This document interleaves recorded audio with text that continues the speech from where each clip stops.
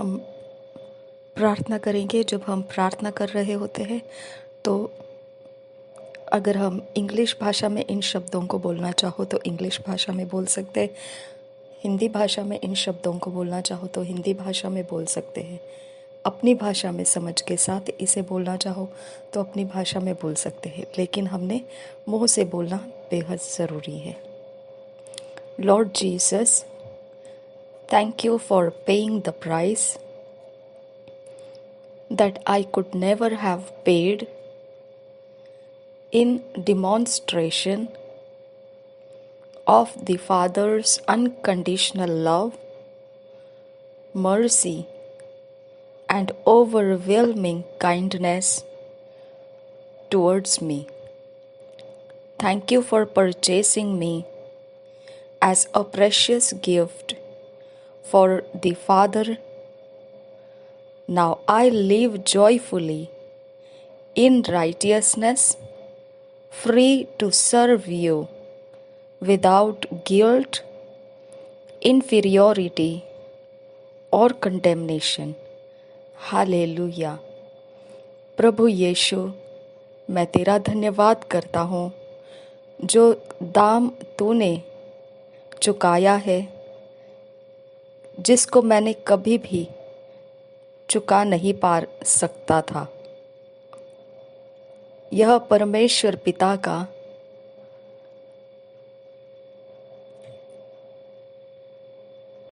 बिना शर्त रखा हुआ प्रेम, दया और कोई रोक नहीं सकता है।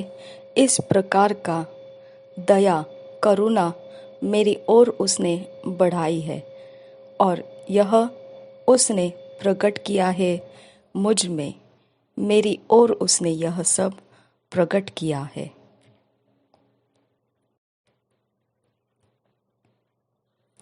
अभी मैं इस बात के लिए धन्यवाद कर रहा हूँ कि मुझे उसने खरीद कर एक बहुमूल्य उपहार पिता के लिए बनाया है। मैं आनंद से भर कर अभी जीता हूँ, धार्मिकता के अंदर। मैं आज़ाद हूँ, बिना किसी दोष भावना के सेवा करने के लिए। कोई कमी मुझे महसूस नहीं होती और ना ही मुझ पर कोई दोष है। हालेलुया। मनन करने वाले वचन, मेडिटेट करने वाले वचन हम पढ़ेंगे। 1 Corinthians 6 chapter 19-20 verse, Galatians 2 chapter 20 verse, 1 Peter 1 chapter 18-19 verse। मनन करने वाला मेडिटेशन का वचन आज है कुरिन्थियों की पहली पत्री 6 अध्याय 19-20 वचन, गलतियों की पत्री 2 अध्याय का 20 वचन, पहले पत्रस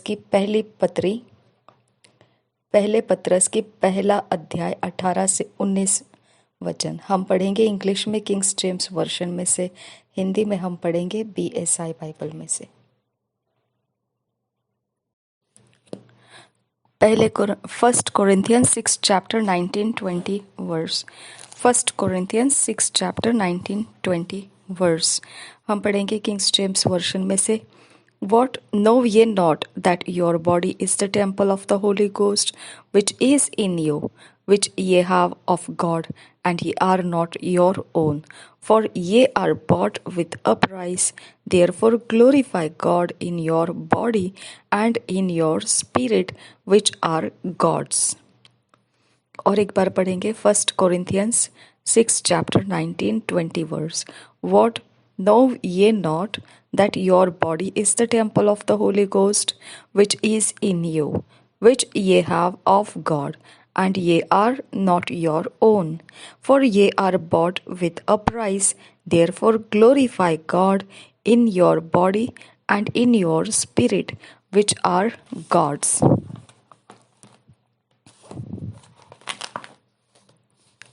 थैंक यू जीसस। धन्यवाद करते हैं पिता परमेश्वर, तेरा स्तुति करते हैं, तेरी प्रशंसा करते हैं।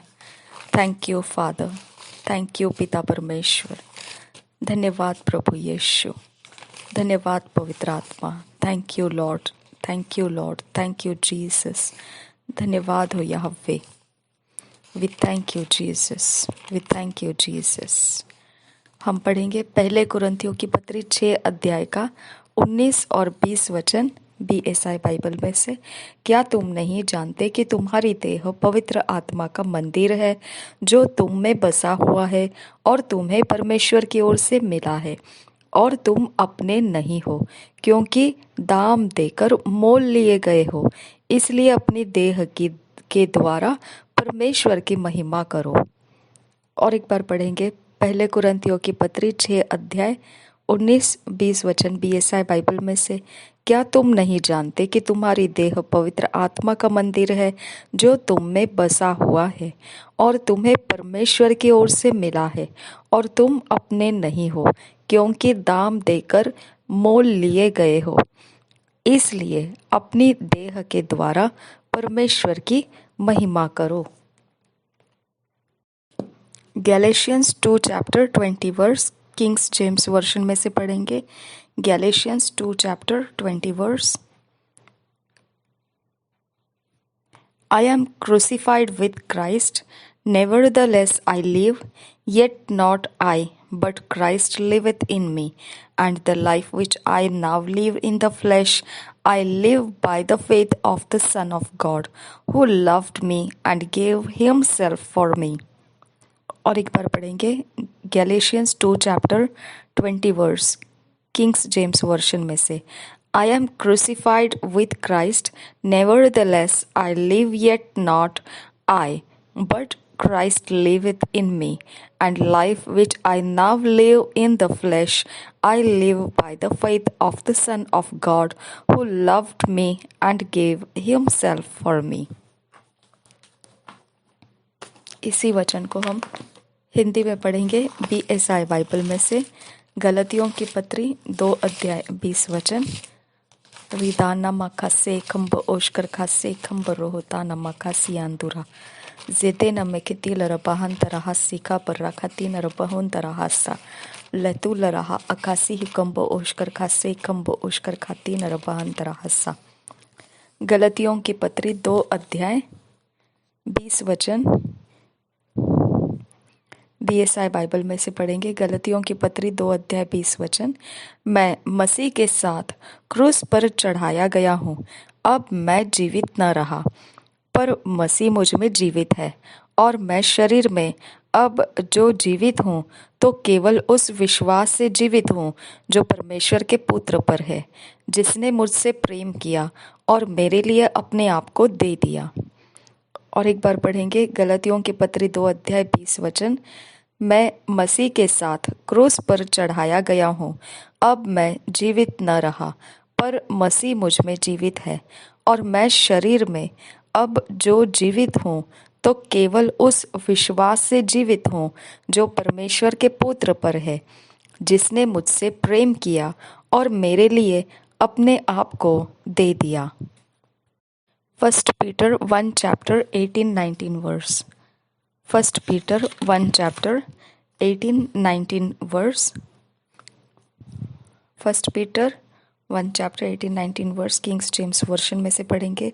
For as much as ye know that ye were not redeemed with corruptible things, as silver and gold, from your vain conversation received by tradition from your fathers, but with the precious blood of Christ, as of a lamb without blemish and without spot। और एक बार पढ़ेंगे 1 Peter 1 chapter 18-19। हाँ, with from your fathers। Okay 18-19 verse Kings James version में से।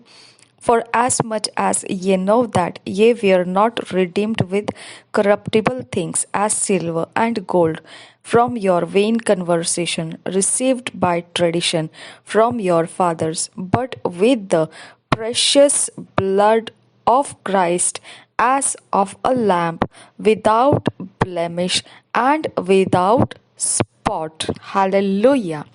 Thank you Jesus. और एक बार पढ़ेंगे first Peter first chapter 18-19 verse Kings James version में से। For as much as ye know that ye were not redeemed with corruptible things as silver and gold from your vain conversation received by tradition from your fathers, but with the precious blood of Christ as of a lamb without blemish and without spot. Thank you Jesus. धन्यवाद करते हैं पिता परमेश्वर, इन वचनों के लिए पिता धन्यवाद करते हैं। पतरस की पहली पत्री पहला अध्याय उसका 18-19 वचन हम पढ़ेंगे हिंदी में BSI बाइबल में से। पतरस की पहली पत्री पहला अध्याय उसका 18-19 वचन BSI बाइबल में से पढ़ेंगे। क्योंकि तुम जानते हो कि तुम्हारा निकम्मा चाल चलन जो बाप दादों से चला आता है, उससे तुम्हारा छुटकारा चांदी सोने अर्थात नाशवान वस्तुओं के द्वारा नहीं हुआ, पर निर्दोष और निष्कलंक मेमने अर्थात मसीह के बहुमूल्य लहू के द्वारा हुआ। और एक बार पढ़ेंगे पतरस की पहली पत्री पहला अध्याय 18-19 वचन।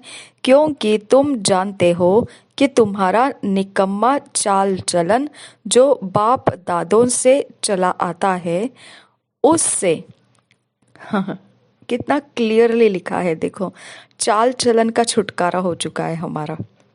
ओके, और वो भी कौन सा चाल चलन था? निकम्मा चाल चलन, जो कोई काम का नहीं है, जिसको कोई भविष्य नहीं है। ओके, जिसका कुछ भी कहीं पर भी नामो निशान रहने वाला नहीं है, बस एक वेस्टेज है, निकम्मा, यूजलेस। ओके, ये यूजलेस चाल चलन हमको हमारे बाप दादों से मिला है। ओके, आपको समझ में आना चाहिए, हम सब समझना चाहिए ये बात को, मसीह में आने के बाद क्या हुआ है हमारे साथ। ओके, हमारा जो चाल चलन था, जो करियर था, जो प्रोफेशंस था, जो हमारे अंदर के धुन थे, पैशन थे, पसंद नापसंद थे, इंटरेस्ट थे, ओके, चाहते थे, जो बातों के ऊपर अपने मन लगाए हुए बैठे थे, ओके, और जो इरादे रखते थे, जो मनोकामनाओं को लिए चल रहे थे, हाँ, ये सब जो है हमारे बाप दादाओं से हमको चलते हुए हमारे पास पहुंचा है। ओके, और वो सारा चाल चलन के रूप में हमने मसीह में आने के पहले जीवन जी के बताया है कि हमारे अंदर कैसे निकम्मे चाल चलन रहते हैं। ओके, हम मसीह में आने से पहले का जीवन जो है, वो हम जो जीवन जिए, कैरेक्टर फेलियर का, रेप्यूटेशन फेलियर का, ओके, जो हमने जीवन जिए है, करियर फेल होने वाला, फाइनेंस फेल होने वाला, बिजनेस फेल होने वाला, ओके, लाइफ फेल होने वाली, ओके, डिफीटेड फो की तरह, हारे हुए बंदे की तरह, ओके, ऐसे प्रकार से हमने जीवन जिया है, जैसे लताड़े गए, कुचले गए, रौंद दिए गए, इस प्रकार के हमने जीवन जिए।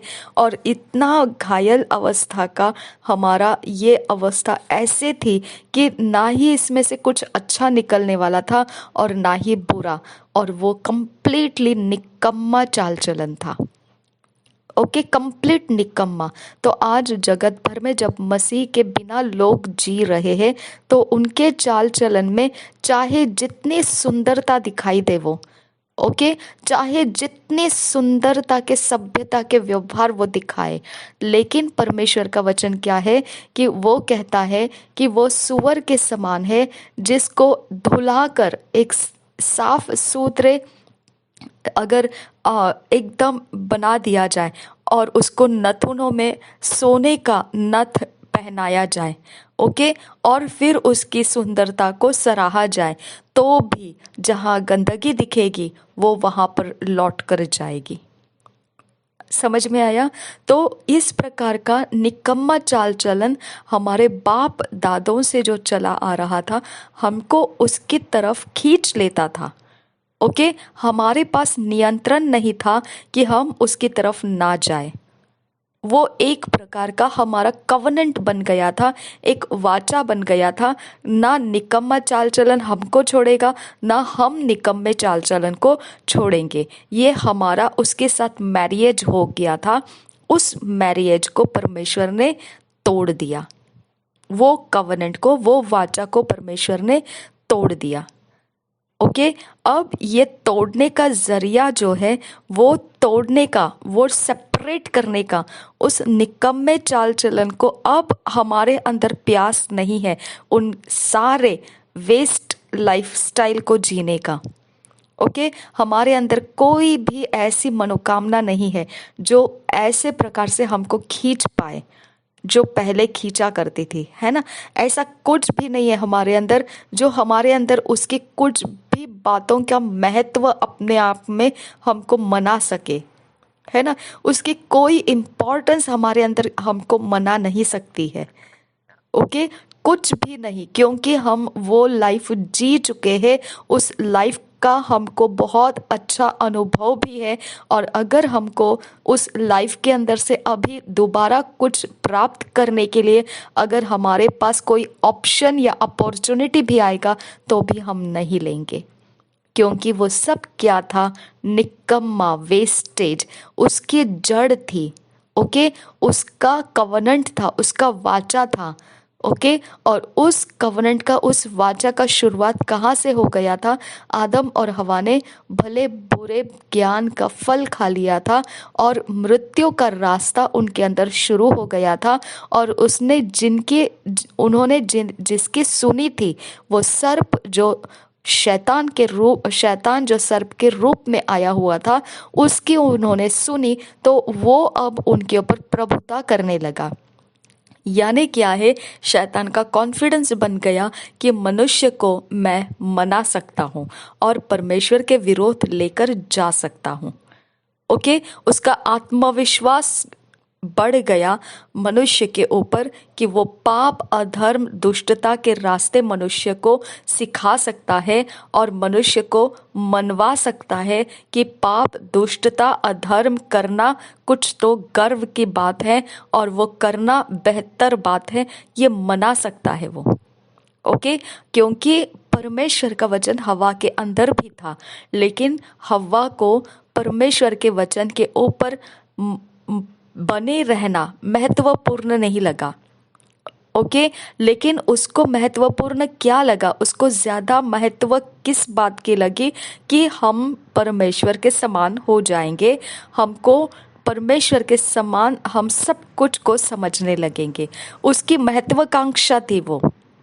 ओके, और परमेश्वर के ऊपर उसका इतना ध्यान नहीं था हम परमेश्वर के समान बन जाएंगे, इसके तरफ उसका ध्यान था। ओके, और उसने परख कर देखा, वो फल सही था और जैसा सर्प बता रहा था बिल्कुल उसके गुण उसमें दिख रहे थे। वो गुण जो वो बयान कर रहा था उसके सामने, वो दिख रहे थे। और वैसे दिखे हुए गुणों को उसने अपने सोच में बराबर से देख लिया कि ये सही बता रहा है, तो हमने इसकी बात को ले लेना है। तब तक उसने फल खाया हुआ नहीं था, तो भी उसके पास चुनाव करने के समय में जितनी जानकारी होनी चाहिए उतनी जानकारी उसके अंदर से वो डिस्कस कर रही थी। ये ऐसा सच में सर्प बोल रहा है, ऐसा है या नहीं है? समझ में आया? तो अगर ऐसा है तो फिर क्या करना है, अगर ऐसा नहीं है तो फिर क्या करना है? ओके, तो उसको ये पता चल गया जैसा सर्प कह रहा है बिल्कुल वैसा है और ये हमको फायदेमंद रहेगा। ये परमेश्वर का वचन जो कह रहा है मृत्यु में चले जाओगे, वो इम्पोर्टेंट नहीं लगा उसको इम्पोर्टेंट ये लगा कि ये मेरे लिए फायदेमंद है। ओके, तो हमेशा शैतान आपको परमेश्वर के वचन का महत्व वो इतना नीचे गिराने के लिए आपको इतना मना लेता है कि आप परमेश्वर को छोड़ने को तैयार हो जाते हैं और शैतान जो कह रहा है उसको मान लेते हैं, क्योंकि आप इस बात को भाप लेते हैं कि वो ही बहुत ज़रूरी बात है। ओके, बहुत बार ऐसे होता है कि हम वचन चल रहा होता है और हम मन के बहुत कच्चे रहते हैं, हम वचन के लिए ध्यान देना नहीं चाहते, हम और कुछ कामों को महत्व दे देते हैं। ओके, हो सकता है अगर कोई बीमार इंसान आपके घर में है और वचन चालू हो गया है और तुरंत हम क्या कर देते हैं, उसको जो चाहिए, वो बीमार इंसान है उसकी सेवा पहले करनी चाहिए, उसके लिए ध्यान देना चाहिए, तो हम पहले उस इंसान की तरफ ध्यान देते हैं और वचन की तरफ हम नेक्स्ट स्टेप दे देते हैं। ओके, तो हमारा ध्यान उस तरफ जाता है हमेशा। आदम और हवा का ध्यान भी उसी तरफ गया जो महत्वपूर्ण उनके अंदर मना लिया कोई बात कि ये महत्वपूर्ण है, तो इंसान उसके ही पीछे चला जाता है। ओके, ये जायज है। ओके, लोग बोलते हैं ये तो तुम्हारा हक है, तुमको तो मिलना चाहिए। शैतान ने वैसे ही सर्प ने वैसे ही हवा को कहा था कि ये तो तुम्हारा हक है, तुम परमेश्वर के समान बनना चाहिए, लेकिन परमेश्वर तुमको बनने नहीं देता है। कितने सारे पासवानों के विरोध में बिलीवर्स को इस प्रकार से भड़काया जाता है, ये तो तुम्हारा हक है, तुमको तो ये देना चाहिए, पासवानों ने ये नहीं दे रहे तो तुम छोड़ दो कलीसिया। लोग छोड़ देते हैं। ओके, तुम पासवान को तायत देना छोड़ दो, छोड़ देते हैं। ओके, ये तो जायज़ बात है, ये तो ऐसे हो नहीं सकता है, तो तुम अब परमेश्वर के भवन में जाना बंद कर दो, तो वो बंद कर देते हैं। ओके, तो ऐसे जो उनके अंदर मनवा देता है शैतान कि परमेश्वर को छोड़ दो, क्योंकि ये जायज़ बात है, ये तुम्हारे अधिकार की बात है और वो तुमको प्राप्त होने नहीं दे रहा है, तो फर्क नहीं पड़ता है अगर अविश्वासी जन है तो भी तुम उसके साथ अपने रिश्ते बना सकते हो, ऐसा वो बताता है। क्योंकि शरीर जायज़ है और शरीर की ज़रूरतें परमेश्वर ने एकदम जायज़ रखी है, तो उसकी जो ज़रूरतें हैं पूरी करना जायज़ है, तो आप परमेश्वर को छोड़कर आप अपनी ज़रूरतों को महत्व दे सकते हैं। ओके, अब आप हम बोलते हैं ना, कभी भूख लगी तो कोई बात नहीं है, आप उपवास तोड़कर खाना खा लीजिए, अपने आप को परेशानी में मत डालिए, ऐसा कभी कभी हमको बोल देना पड़ता है। लेकिन इसका ये अर्थ हो जाता है कि हमारे अंदर का परमेश्वर के सामने हम है, उस बात का जोर नहीं है, बल्कि इस बात का जोर है क्या जायज़ है और क्या नाजायज़ है। ओके, तो ये तो अभी तक फल भी नहीं खाया था हवा ने, तो भी वो जायज़ क्या है नाजायज़ क्या है ये परख कर पा रही थी। ओके, उसको ये नाजायज़ लगा कि परमेश्वर उसको खाने नहीं दे रहा है वो फल। ओके, उसको ये अटपटा लगा कि ऐसा कैसा परमेश्वर है। ओके, ये हमको फल खाने से मना कर रहा है। ओके, यहाँ पर तो इतनी गहरी बात है, ये फल बिल्कुल उसके जैसा लग रहा है। क्या प्रॉब्लम है, परमेश्वर क्यों हमको मना करता है? हमने तो खा लेना है। अगर वो हमको आगे नहीं जाने देता है, हम खुद अपने ताकत से आगे जाएंगे।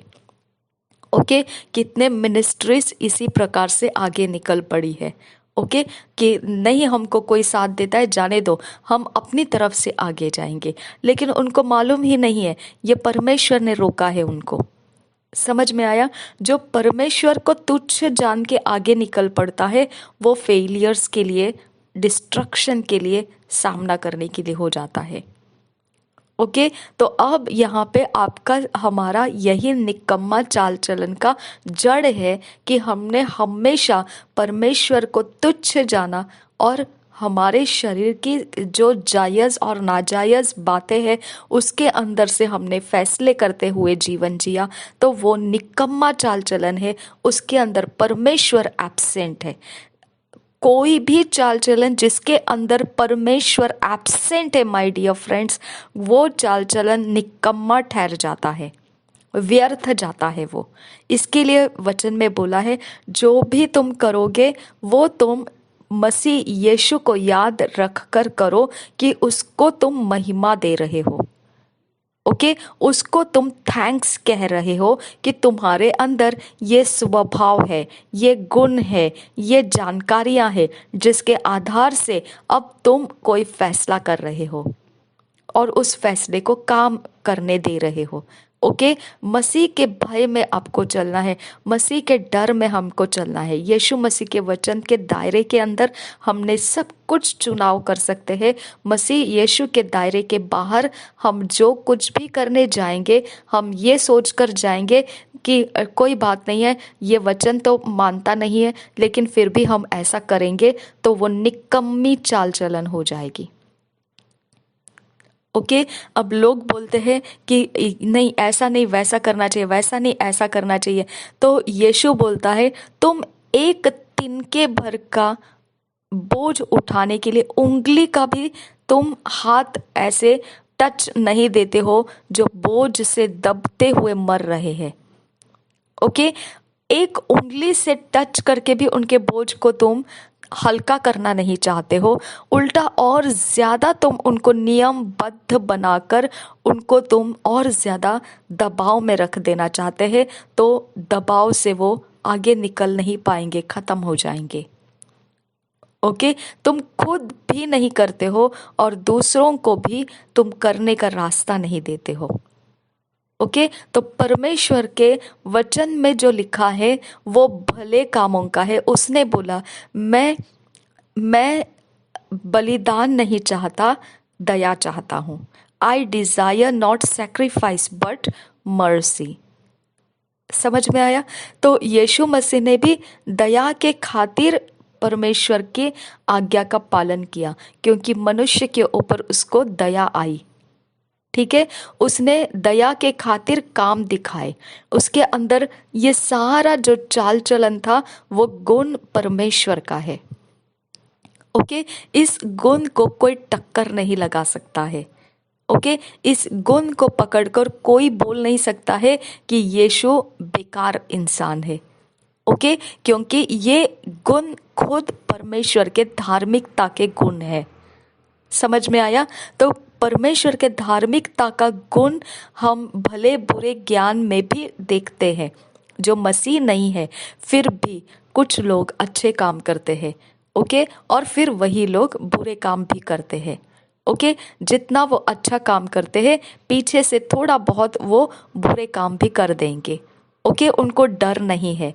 ओके, अच्छे काम पर उनका भरोसा है और बुरे काम उनको जायज लगता है कि ऐसा तो थोड़ा बहुत हमने दुष्टता को भी साथ देना चाहिए।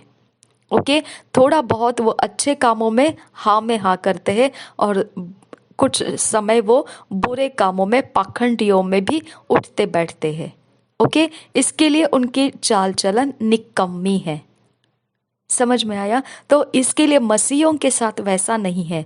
मसीहों के साथ जो परमेश्वर का वचन है वो केवल और केवल भलाइयों की तरफ हमको मार्गदर्शन करता है।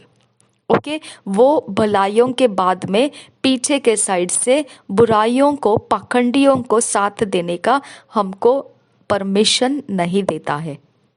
ओके, बुराइयों को, पाखंडियों को हम सत्य बताते हैं, हम सच्चाई बताते हैं और उनकी हम मानते नहीं हैं। ओके, उनको वचन बताते हैं और वचन से उनको कह देते हैं कि भाई बहन आई एम सॉरी, ये हमसे नहीं हो सकता है। ओके, अब दुश्मनी होगी, है ना? उनको गुस्सा आ जाएगा, पाखंडियों को घमंड टूटने का गुस्सा आ जाता है, वो बदला लेने के लिए निकलता है ना? क्योंकि वो पाखंडी है, वो दुष्टता है, तो उनके अंदर परमेश्वर के गुण नहीं है। अब वो दुष्टता बर्ताव में लेकर आएंगे, है ना? तो वो छल करने शुरू करते, कपट करना शुरू करते, परेशान करना शुरू करते हैं। ओके, नौकरी से निकाल देने का रास्ता बना देते हैं, बेइज्जत कर देते हैं। जो मन उनको ठंडक पहुंचाएगा वो दुष्टता वो अपने मन के अंदर से उगल कर लोगों पर जाहिर करते, जो उनके घमंड को ठेस पहुंचाते हैं। समझ में आया? तो इस प्रकार की उनकी चाल चलन निकम्मी है, जो ना घर के ना घाट के है, ना परमेश्वर की तरफ से है, ना बिना परमेश्वर के। अच्छे गुण भी दिखाते हैं, बुरे गुण भी लेकर चलते हैं। तो ये दोनों मिक्सचर वाला जीवन जो है, इसमें परमेश्वर मौजूद नहीं है। ओके, इसके लिए वह निकम्मी चाल चलन है जो उनके बाप दादाओं से चल के आया हुआ है। ओके, और इसी निकम्मी चाल चलन को टक्कर लगाया है प्रभु यीशु मसीह ने। समझ में आया? प्रभु यीशु मसीह का क्रूस का बलिदान, हम पूछते हैं क्या जरूरत थी क्रूस का बलिदान प्रभु यीशु मसीह ने करना? मनुष्य का चाल चलन निकम्मा चल रहा था। ओके, उसका कोई अर्थ नहीं था, वैल्यू नहीं था, वो मृत्यु के दिशा में जा रहा था और उसको भविष्य नहीं था। ओके, परमेश्वर ने ऐसा नहीं बनाया था। उत्पत्ति के 1 अध्याय के 26 वचन में लिखा है, परमेश्वर ने उसको प्लान से बनाया था कि वो पृथ्वी के ऊपर प्रभुता करेगा, वो परमेश्वर के गुणों से भरा हुआ रहेगा और वो परमेश्वर से इंस्ट्रक्शंस को प्राप्त करने के लिए पीछा करेगा। ओके, जो परमेश्वर को पसंद है उन बातों को वो डायरीज में लिख लिख कर रखेगा और उसको ही वो अपने चाल चलन के अंदर ध्यान रखते हुए पूरा करेगा। ओके, तो हम परमेश्वर के जन हैं, परमेश्वर के लिए बनाए गए हैं और हमको परमेश्वर ने एक पोजीशन दिया, पृथ्वी के ऊपर अधिकारी बनो। समझ में आया? और ये डेस्टिनी था हमारा, ये मंजिल था हमारा। लेकिन वचन क्या कहता है, रोमियो के पत्री में भी है और दूसरे पत्रियों में भी आप पढ़ सकते हैं, जिसके तुम सुनोगे उसके तुम गुलाम बन जाओगे। ओके, तो हव्वा ने किसकी सुनी? सर्प की। सर्प परमेश्वर नहीं था, है ना? हव्वा ने सर्प की सुनी और फिर आदम ने हव्वा की सुनी, ठीक है, और परमेश्वर की नहीं सुनी। तो अब आदम हव्वा का गुलाम बन गया, है ना? तो इसके लिए वो क्या आ जाता है, पिक्चर भी हो चुकी है, जोरू का गुलाम, है ना? तो वो गुलाम बन गया, पत्नी का वो गुलाम बन गया। ओके, और हव्वा ने पति को भरमा दिया, है ना? उसने क्या कर दिया, जो इंस्ट्रक्शन हवा बोल रही है उसने उसकी जांच पड़ताल नहीं की, उसने परमेश्वर का भय नहीं रखा। इसके लिए आज स्त्रियां पुरुषों को लुभाती है ना? गंदे कामों में वो लुभाती है उनको। ओके, कोई भी काम बिगाड़ना है तो वो सलाह मशविरा देती है। ओके, तुम ऐसे करो, वैसे करो, ये करो, वो करो, सलाह देती है।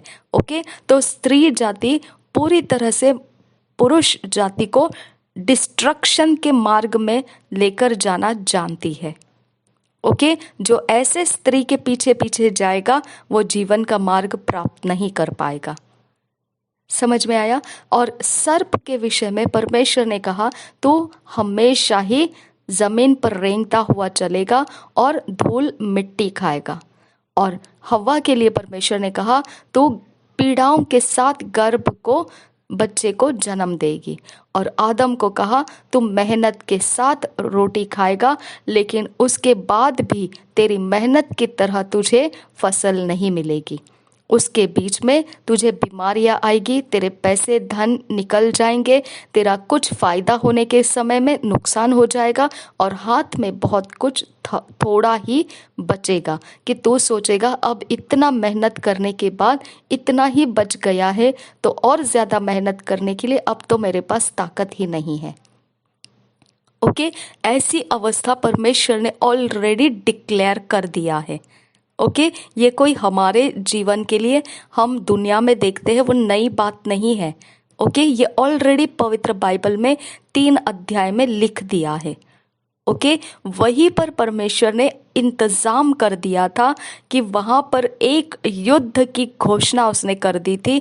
3 अध्याय के 15 वचन में, उत्पत्ति के 3 अध्याय के 15 वचन में आप पढ़ सकते हैं। उसके अंदर एक घोषणा लगाई परमेश्वर ने कि अब सर्प के साथ और स्त्री के साथ क्या होने वाला है। ओके, सर्प ने खुद हो के स्त्री को बोला। ओके, स्त्री ने खुद हो के अपने मर्जी से आदम को भ्रष्ट किया। ठीक है, तो अब सर्प के लिए भी और स्त्री के लिए भी एक जंग लगाई गई है। ठीक है, हम एक बार उस वचन की तरफ जाएंगे। वो जंग लगाई गई है, आपको वो समझ में आना चाहिए कि सर्प के बीच में और स्त्री के बीच में एक जंग लगाई गई है। और ये प्रकाशित वाक्य में इस जंग की कैसी हालत है उसको भी बताया गया है कि स्त्री ने एक बच्चे को जन्म दिया और अजगर जो पुराना सर्प था वो इतना खौल गया कि वो उस स्त्री को मार डालने के लिए भाग रहा था। लेकिन स्त्री को जो नेचुरल डिजास्टर से वो पृथ्वी के ऊपर बहने लगे और वो सर्प के सारे कामों को बिगाड़ने लगे और परमेश्वर ने उस स्त्री को जंगल की तरफ लेकर जाके छुपा के रखा। ओके, ये एक प्रकाशित वाक्य में आपको देखने को मिलेगा। देखिए 3 अध्याय का देखिए 15 वचन क्या कहता है। और मैं तेरे और इस स्त्री के बीच में, यानी वो सर्प को कह रहा है, ये पुराना सर्प, पुराना अजगर इसको कहा गया है, ठीक है। और मैं तेरे और इस स्त्री के बीच में और तेरे वंश, यानी कि इसका मतलब क्या है कि स्त्री के बीच में सर्प और स्त्री का दुश्मनी है, यानी शैतान और स्त्री का दुश्मनी, बैर शुरू हो चुका है।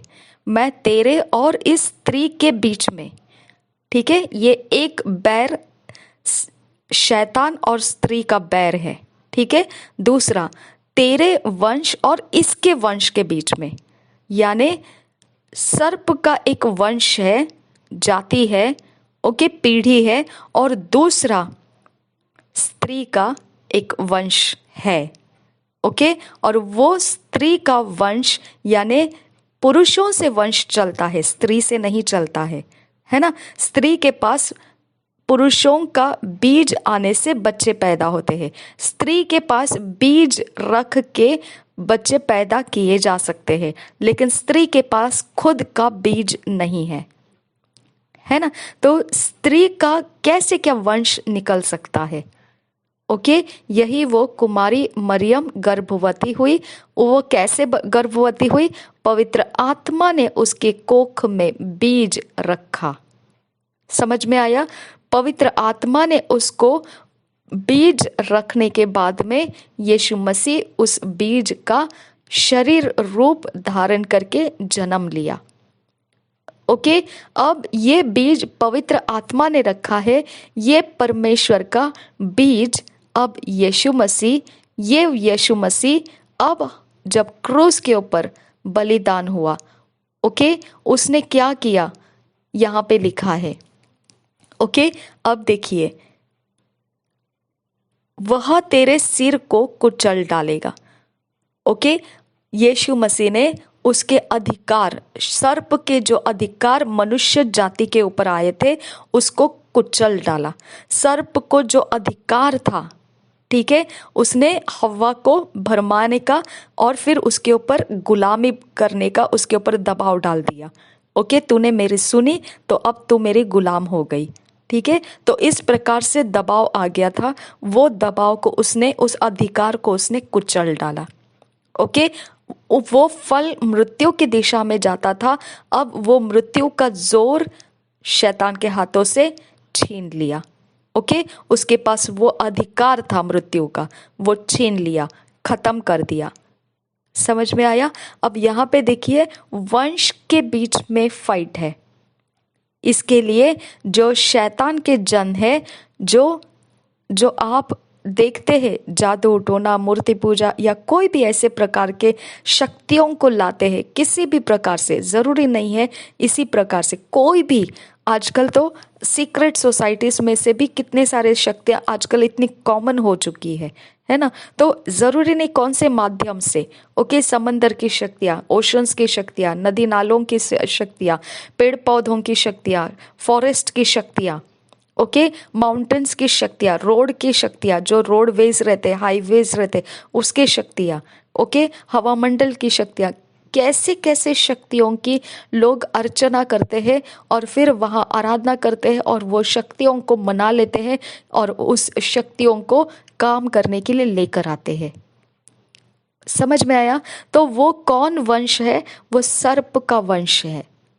समझ में आया? वो सर्प के वंश और यीशु मसीह के द्वारा जो पुनरुत्थान हुआ, पवित्र आत्मा ने उसको मुर्दों में से जिलाया, वहां से एक जाति तैयार हो गई। ओके, जिसके बारे में हमने रैप्सोडी ऑफ रियलिटीज में पढ़ा, नए सृष्टि, है ना? वो जाति तैयार हो गई और वो जाति के अंदर अब हम लोग मौजूद है, जिसको मसीही कहा जाता है। हमने पानी में डुबकी लगाकर बपतिस्मा लेकर पिता पुत्र पवित्र आत्मा के नाम में हमने यीशु मसीह को स्वीकार लिया और हमारे पाप, जो ये निकम्मी चाल चलन शुरू हो गई थी हमारी लाइफ में, उस चाल चलन से हमने छुटकारा ले लिया, अपने आप को छुड़ा लिया। ओके, हमने खुद ये नहीं किया, हमको खुद को पता नहीं हम मसीह कैसे बन गए। ओके, हम खुद उस रास्ते को जाकर ढूंढने की कोशिश करते हैं, हमको मालूम नहीं पड़ता है क्या हो गया हमारे साथ और हम कैसे मसीह में हो गए। ओके, वो रहस्य है, वो भेद है, वो परमेश्वर के आत्मा के अलावा किसी को कुछ समझ में नहीं आएगा। ओके, कहाँ पे क्या टाका तोड़ा गया, क्या टाका जोड़ा गया, कोई बता नहीं सकता है, केवल वो परमेश्वर का आत्मा काम करता है। ओके, अब हम मसीह हो गए हैं, तो अब हम उस स्त्री के वंश है, जो यीशु मसीह को हमने प्राप्त किया। यीशु मसीह हमारा पापों का उद्धार करता, ये जो है स्त्री से जन्मा हुआ, हम उसके वंश है। ओके, हम यीशु मसीह के द्वारा हम वंश बन चुके हैं। ठीक है, अब हमारा बैर, नंबर 1, पहला बैर शैतान और सर्प के बीच में है, यानी स्त्री के बीच में है, शैतान और स्त्री के बीच में। दूसरा, जो शैतान के पीछे चलने वाले लोग हैं और जो यीशु मसीह के पीछे चलने वाले लोग हैं, उनके भी बीच में बैर उत्पन्न करूंगा। समझ में आया? तो इसके लिए हम बोलते हैं, तुम बैरियों के घर में जाकर अगर रिश्ते ढूंढोगे कि हम इनके साथ रहेंगे, मिल बैठ के रहेंगे, हमारा घर अच्छा चलेगा, या ऐसा हो जाएगा, वैसा हो जाएगा, तो ये आप बैरियों को गले लगा रहे हैं। समझ में आया? क्योंकि इनके अंदर की शक्ति जो है वो मसीहों के अंदर की शक्ति को बैर करती है। समझ में आया? तो इसकी वजह से ये बैर को हमने भूलना नहीं है। हाँ, मनुष्य जाति को शैतान ने अपने कब्जे में लेकर उनको, शैतान ने उनका वंश, उसका वंश बनाया है। अब यहाँ हम जो पैदा हुए, आत्मा से हम जन्मे, नए जन्म पाए, पवित्र आत्मा के द्वारा हमने नया जन्म पाया। यीशु मसीह पहला नया जन्मा हुआ है, जो पुनरुत्थान हो गया, वहाँ उसका नया जन्म हो गया और वहाँ हम उसके पीछे पीछे नया जन्म के लिए ठहराए गए, हम नए जन्म में आ गए। ओके, तो हमको माँ के पेट में दोबारा जाने की जरूरत नहीं पड़ी, जैसा निकोदेमस ने कहा था, है ना, कि कौन दोबारा जन्म ले सकता है, दोबारा माँ के पेट में कैसे कोई जाएगा। हाँ, तो यीशु मसीह ने बोला, जो आग और पानी में, ओके, जो जन्म लेगा वही स्वर्ग के राज्य में प्रवेश करेगा, है ना। तो इस प्रकार से जन्म लेने का तरीका अब यहाँ बदल गया है। ठीक है, अब हमने एक बार माँ के पेट से, गर्भ से हमने जन्म लिया, लेकिन दूसरा एक जन्म बाकी है, जिसे हम नया जन्म कहते हैं। ओके, जो पानी में डुबकी लगाकर पिता पुत्र पवित्र आत्मा के नाम में बपतिस्मा लेने के बाद वो शुरू हो जाता है। ओके, उस समय से वो शुरू हो जाता है नया जन्म, जिसको हम बोलते आत्मा में नया जन्मा हुआ। ओके, तो जैसा हमारा शरीर वही है, ओके, हम देखने में भी वही है, हमारा रूप रंग भी वही है, ओके, हमारा नाम भी वही है, जो निकम्मी चाल चलन के समय थे हम, हमारा शारीरिक दृष्टि से कुछ भी बदला नहीं है। वैसे ही शैतान का भी वंश है, जो शारीरिक दृष्टि में बिल्कुल मनुष्य जाति है, कुछ फर्क नहीं है, कुछ भी नहीं, बिल्कुल हमारी तरह ही वो भी मनुष्य जाति है। फर्क इतना ही है कि उनके अंदर शुरू कर दिया गया है शैतान। ओके, हमारे अंदर शुरू कर दिया गया है परमेश्वर। समझ में आया? अब हम किसकी सुनते हैं और हमारी चाल चलन किसके आधार से चलते हैं? परमेश्वर के वचन के आधार से। ओके, और शैतान के जो लोग हैं वो किसकी सुनते हैं? शैतान की। और वो किसके चाल चलन को चलते हैं? शैतान जो सिखाता है उसी चाल चलन को वो चलेंगे। और वो शैतान उनको यही बताता है जो भी मसीह है उसके साथ जबरदस्त बैर रखना। ये कोई नई बात है मसीहों के लिए? नहीं। ओके, अगर कोई स्त्री को सता रहा है, ये कोई नई बात है? नहीं। ओके, जब आदम और हवा ही थे उसी समय ये डिक्लेयर हो चुका था, स्त्री और शैतान के बीच में फाइट रहेगा। ओके, स्त्री के वंश और शैतान के वंश के बीच में एनिमिटी, दुश्मनी रहेगी। ओके, और यीशु मसीह ने उसका सिर कुचल दिया है, शैतान के अधिकार खत्म कर दिए हैं, और तो उसकी एड़ी को डसेगा।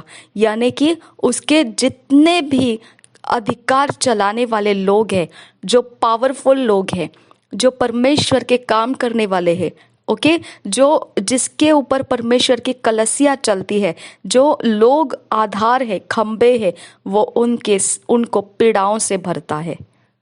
ओके, उनको वो परेशानियों में डालता है, उनको सुकून से परमेश्वर के काम करने नहीं देता है।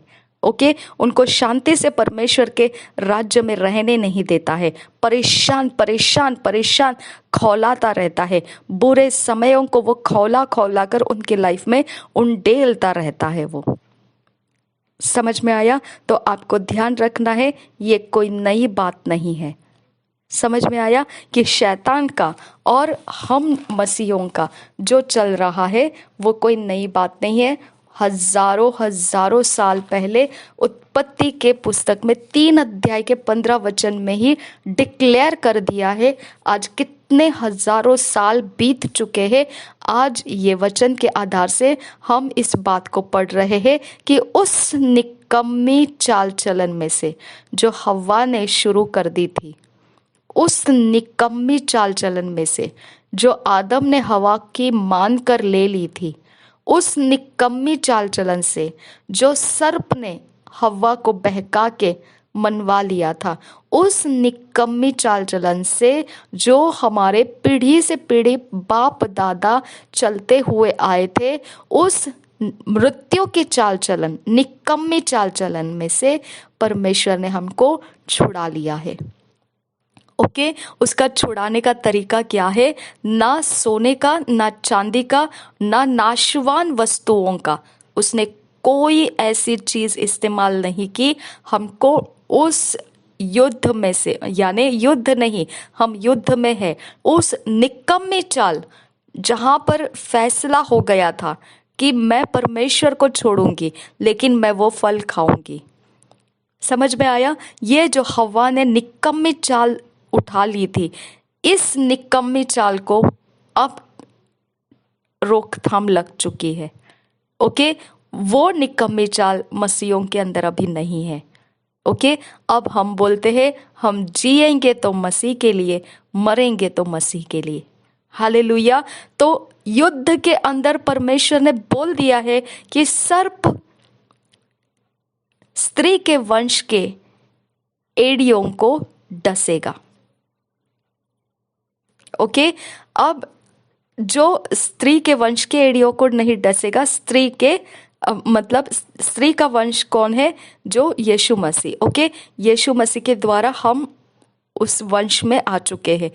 यीशु मसीह के एड़ी को वो डसेगा और यीशु मसीह उसके सिर को कुचल देगा। ओके, तो आपको ये बात बहुत गहराई से अपने अंदर लेना है। इस्राएल लोग जब थे तब इस्राएलियों को परमेश्वर ने बोला था, देख भाई, अगर तेरे इसमें कोई भी इंसान तू लेता है अपने अपने दायरे में, अपने घर परिवार के साथ जोड़ता है, अगर तूने उसका खतना नहीं किया तो उसको मार डाला जाएगा। ओके, मूसा खतना नहीं किया उसके बेटे का, स्वर्गदूत उसके बेटे को मारने के लिए दौड़ आया। ओके, तो स्वर्गदूत इस बात के लिए रुके हुए हैं, क्या तुमने पानी में डुबकी लगाकर बपतिस्मा लिया है या नहीं। समझ में आया? परमेश्वर का स्ट्रिक्ट चाल चलन है। ओके, मजबूत कड़ाई के साथ उसने सेपरेट रखा है स्त्री के वंश को और सर्प के वंश को। ओके, स्त्री का वंश पानी में डुबकी लगाकर बपतिस्मा लेना है पिता पुत्र पवित्र आत्मा के नाम में।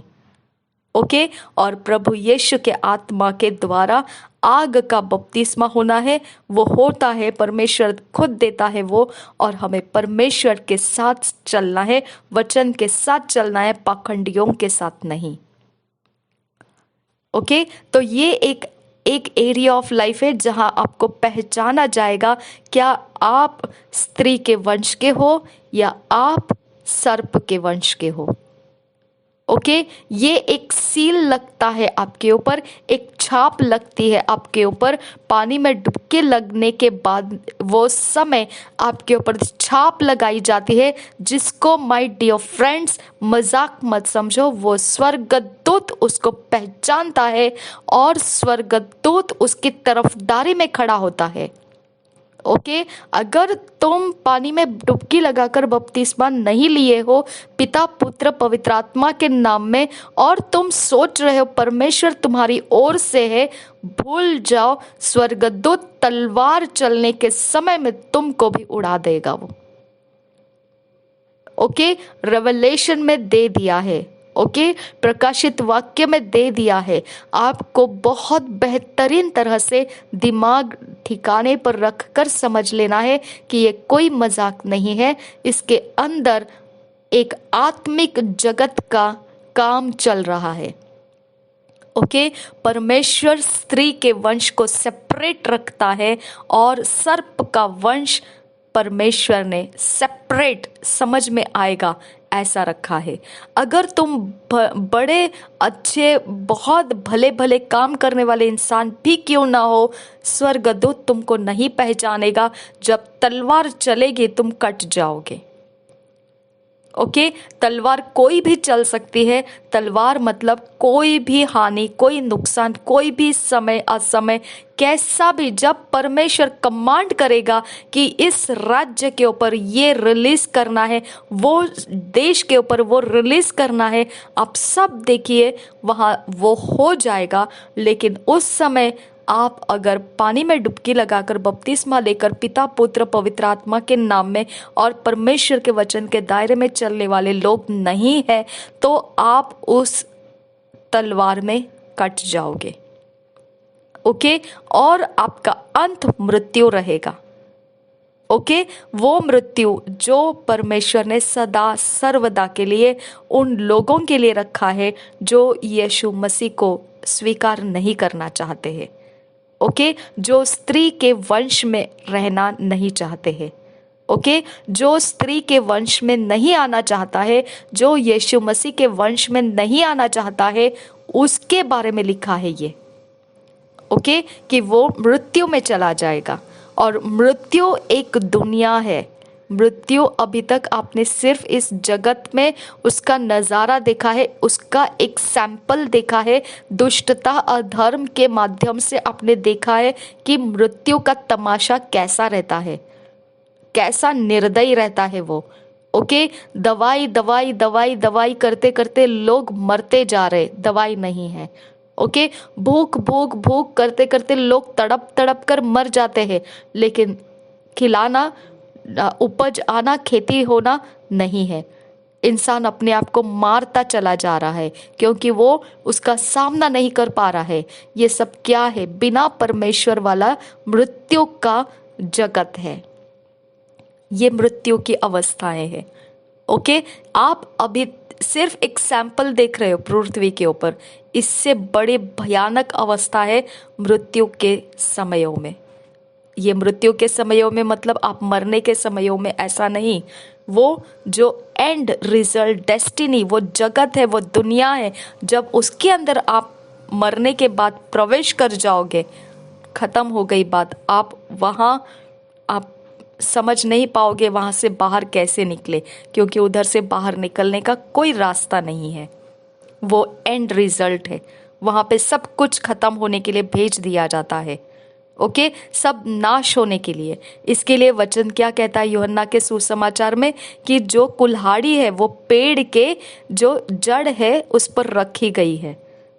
ओके, जो जंगली या कोई सूखी हुई जो भी डालियां होगी उसे निकाल कर जलने के लिए फेंक दी जाएगी। ओके, जो अच्छी अच्छी डालियां, अच्छे अच्छे फसल है, उसको निकालकर कोठारों में भर दिया जाएगा। इसका मतलब हम जो स्त्री के वंश में आ चुके हैं, हम कोठारों में, भंडारों में भर दिए गए हैं। ओके, अब जो स्त्री के वंश में नहीं आए हैं, यीशु मसीह के वंश में नहीं आए हैं, वो उस तरह से जलने के लिए फेंक दिए जाएंगे। वो सूखी लकड़ियां हैं, सूखे वो घास फूस है जो जलने के लिए रखी गई है। यानी उस मनुष्य की निकम्मी अवस्था है, उसका अंत कुछ भी नहीं मिलने वाला है उनको, कुछ भी नहीं, कुछ भी नहीं। ओके, जैसा एक कागज का टुकड़ा अगर आप जला दोगे तो कम से कम उसकी राख तो बनती है, फिर राख को लेकर आप उसका कुछ और तो बना लेते हैं। ऐसा कुछ नहीं रहने वाला है, कुछ यूज ही नहीं है, आप ऐसे समझ जाइए। ओके, आपका परमेश्वर को कोई ज़रूरत नहीं रहेगा आपका। ओके, आपकी कोई ज़रूरत नहीं रहेगी, ख़त्म हो जाएगा। अगर आप में हिम्मत है इस बात की को स्वीकारने की कि नहीं तो नहीं, कोई फ़र्क नहीं पड़ता है हमको, हम वैसे ही ख़त्म हो जाएंगे, हम परमेश्वर के साथ बैर ही रखेंगे, तो आप सर्प के वंश के हो। क्योंकि परमेश्वर का वचन यूहन्ना सुसमाचार में कहता है, हे सांपों के पीलो। ओके, तुमको किसने बताया कि परमेश्वर का क्रोध आ रहा है? ओके, तुम क्यों पानी का बपतिस्मा लेने के लिए आए हो? ठीक है, तो सर्प का वंश मौजूद है, तुम उसके अंदर गिनती कर दिए जाओगे। अगर तुम बोल रहे हो चलेगा चलेगा, हम उसके अंदर गिनती होने को तैयार है, तो इसके बाद हम कुछ नहीं कर सकते हैं। क्योंकि वचन कहता है जो मनुष्य के लिए जितना हद है उतना हम चल के आपको दिखा सकते हैं कहाँ पर आप मौजूद हो। लेकिन उसके बाद भी अगर आप उसी में तसल्ली प्राप्त कर रहे हो, तो अब तो परमेश्वर ही जाने आपके साथ क्या होना है। ओके, तो ये परमेश्वर का फैसला था कि हम सर्प के वंश नहीं बनना है। परमेश्वर का फैसला आपके ऊपर दिखना चाहिए कि परमेश्वर अब क्या चाहता है, कि आप फिर भी वैसे ही रहे। तो जॉन रेमिरेज भी वैसे ही थे, उन्होंने भी ऐसे ही ठट्टों में उड़ा दिया था जब उनको ये बातें मालूम पड़ती थी। ओके, उनको मजाक लगता था, उन्होंने बोला हो तो हो, ना तो हो, ना तो हो। ओके, मैं जिस जगह में हूँ, मैं सर्प के वंश में हूँ, वही ठीक हूँ। ओके, मुझे कोई नहीं चाहिए, कोई ज़रूरत नहीं। वो अपनी दुनिया में मस्त था, ठीक है, लेकिन परमेश्वर की मर्जी अलग थी। उसको निकाल के लेके गया परमेश्वर, और उस मृत्यु के वश में क्या क्या है वो दुनिया उसको दिखाई। ओके, और तब उसको बोला तू यहाँ पर आने वाला है। यानी उसका मरना निश्चित हो गया था, अब उसको फैसला करना था मरने से पहले, मरने के बाद क्या होने वाला है वो नज़ारा उसको दिखा दिया। ओके, आपको भी परमेश्वर वो नज़ारा दिखाने तक इंतज़ार मत कीजिए। अगर अभी तक आप इस बात को नहीं समझे हो तो नज़ारा देखने तक मत रुको। इतना ही गवाही काफ़ी है आपको कि जॉन रेमिरेज भी आप ही की तरह था। वो भी बड़े घमंड करता था शैतान के सारे कामों में, और वो बोलता था गए तो गए, रहे तो रहे, वी डोंट केयर। ओके। और वो उसी इंसान को परमेश्वर ने कुछ अलग सोच के रखा था, जो मनुष्य उसको नहीं बदल पाया, परमेश्वर ने उसको बदल के दिखाया, उसको लेके गया। वो बोला देख अभी तो मरने का समय है, क्योंकि तेरे चाल चलन इतने निकम्मे और परेशान कर रहे लोगों को कि तुझे यहाँ से निकाल देना जरूरी है। अब तो निकल तो जाएगा, लेकिन उसके बाद तो कहाँ लैंडिंग होने वाला है, कहाँ उतरने वाला है, वो मैं तुझे दिखा देता हूँ, ताकि तो फैसला कर सके क्या अब भी तो वही होना चाहता है जो निकम्मा है, या तो कुछ बनना चाहता है। हालेलुया। तो उसको उस जगह में मरने के बाद कहाँ जाने वाला है दिखाया, और उसने बोला ये जगह मेरे लिए नहीं है। ओके। और उसने उस जगह में अपने अंदर के सच्चाई को पहचाना कि इस जगह के लिए मेरा जन्म नहीं हुआ है। ये सच्चाई उसके जहन में उतर आई, उसके बाद से वो मसीह बन गया। ओके। तो हमारा आप लोगों तक ये समाचार पहुंचाना एक रास्ता है, एक जरिया है, लेकिन फिर भी आप नहीं मानोगे तो सिर्फ परमेश्वर ही आपको बदल सकता है, इसके बाद कोई बदल नहीं सकता है। अगर आप बोलोगे ठीक है परमेश्वर को ही बदलने दो, आप चुप रहो, तो माय डियर फ्रेंड्स, हो सकता है परमेश्वर आपको बदलने नहीं देगा। ओके। तो आपको ध्यान रखना है, जब ये समझ आ गई है आपको, हाँ ये सच है, इसके ऊपर विश्वास लाना जरूरी है, तो आप अपने फैसले लेकर आप पश्चाताप करो। परमेश्वर दयालु है, वो आपके इस समर्पण को स्वीकारता है। ओके। और आपको वो उस निकम्मे चाल चलन में से छुड़ाने की ताकत रखता है। आमेन।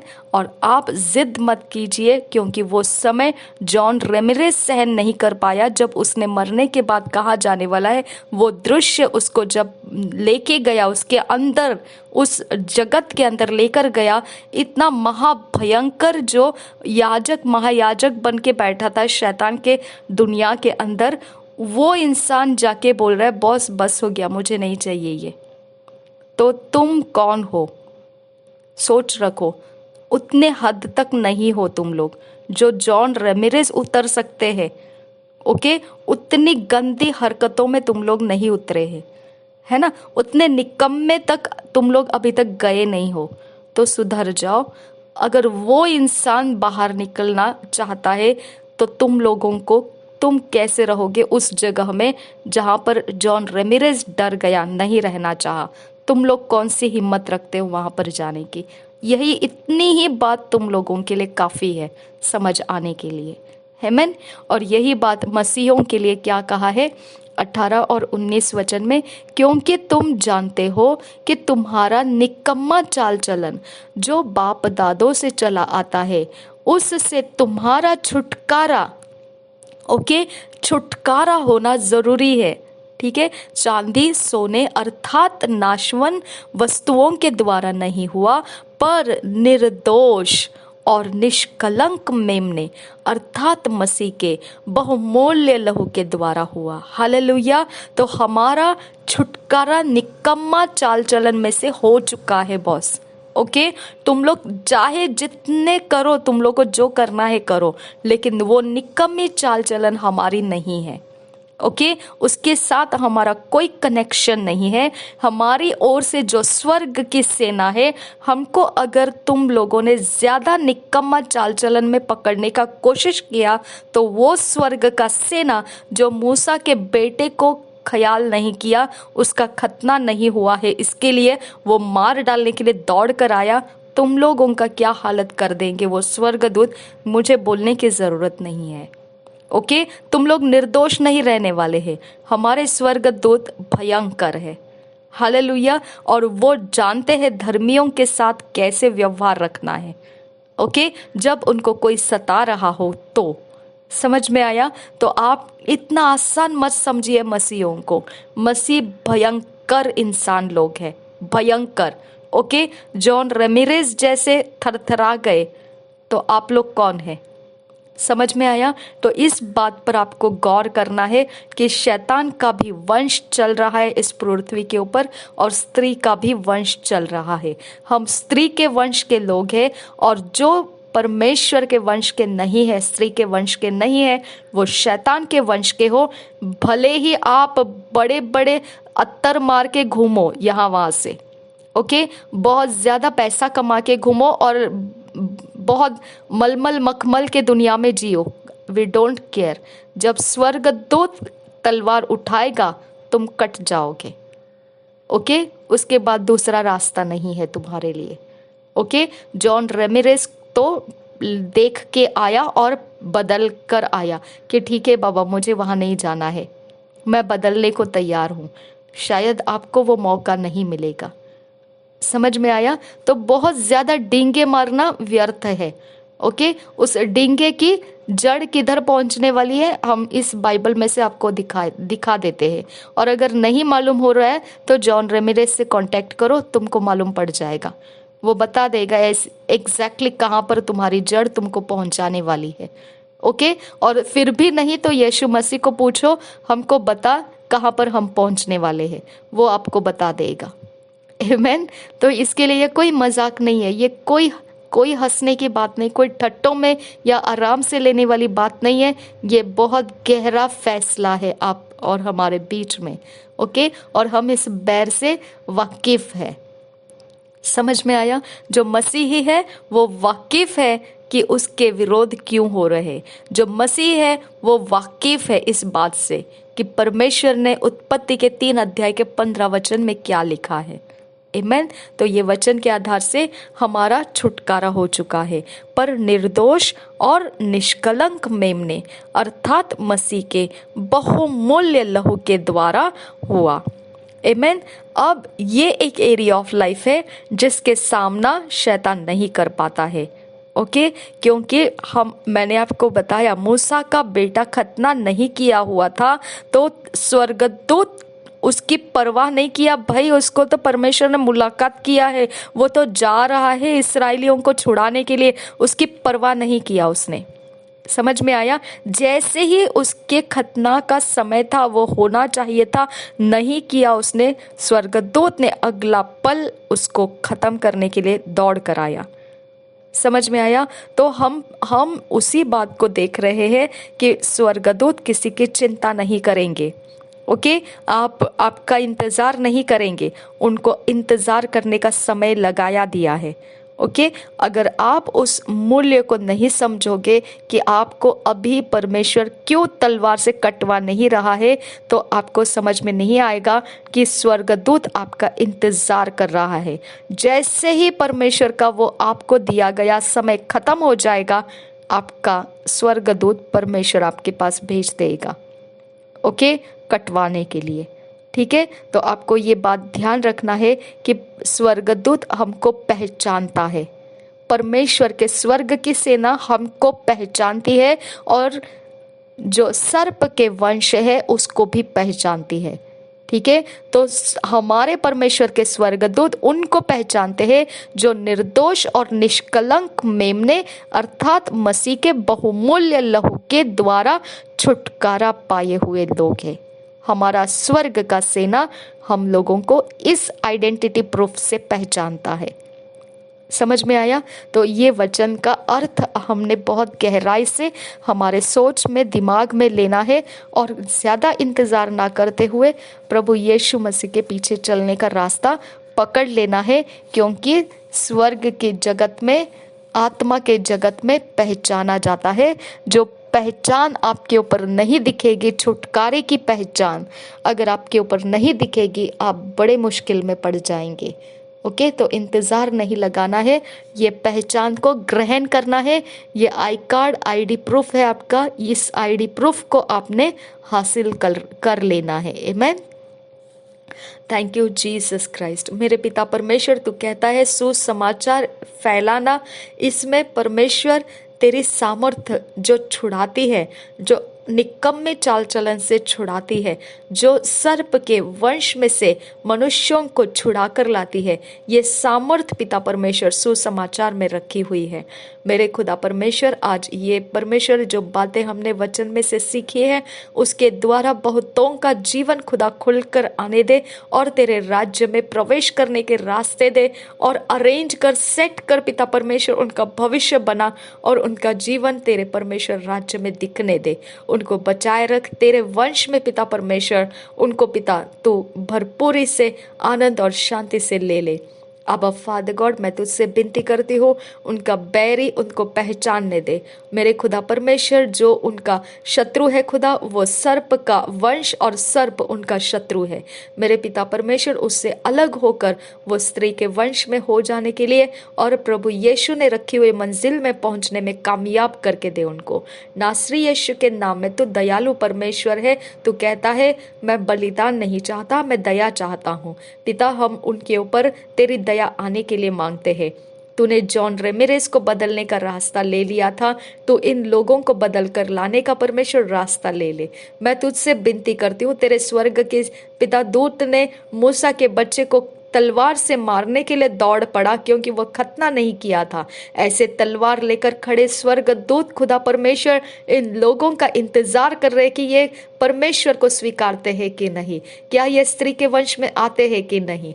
जैसे ही समय खत्म होता है उनका, वह तलवार उनके ऊपर पड़ेगी। मेरे पिता परमेश्वर, जैसा मूसा नहीं जानता था, सिप्पोरा ने खुदा परमेश्वर उसको पहचान लिया और उसका खतना कर दिया। मेरे परमेश्वर, ऐसे ही लोग पिता परमेश्वर इनके जीवन में दे खुदा, ताकि वो पहचान जाए इनके मृत्यु का समय आ चुका है और वो पिता परमेश्वर झपट लगाकर पिता उनके ऊपर पिता तेरे अनुग्रह को पिता खींच कर लाएंगे और उनके प्राणों को तेरे राज्य में इंक्लूड करने में कामयाब हो जाएंगे। मैं विनती करती हूँ नासरी यीशु के नाम में पिता, ये लोग नाश ना हो खुदा। नासरी यीशु के नाम में मांगते हैं पिता, सुन और कबूल कर। आमीन, आमीन, आमीन। पिता परमेश्वर, इन वचनों में हमें फिट एंड फिक्स कर, ईश्वरीय रचना डिवाइन ऑर्डरलीनेस में हमको लेकर आ। नासरी यीशु मसीह के नाम में विनती करते हैं, सुन और कबूल कर पिता। आमीन, आमीन, आमीन।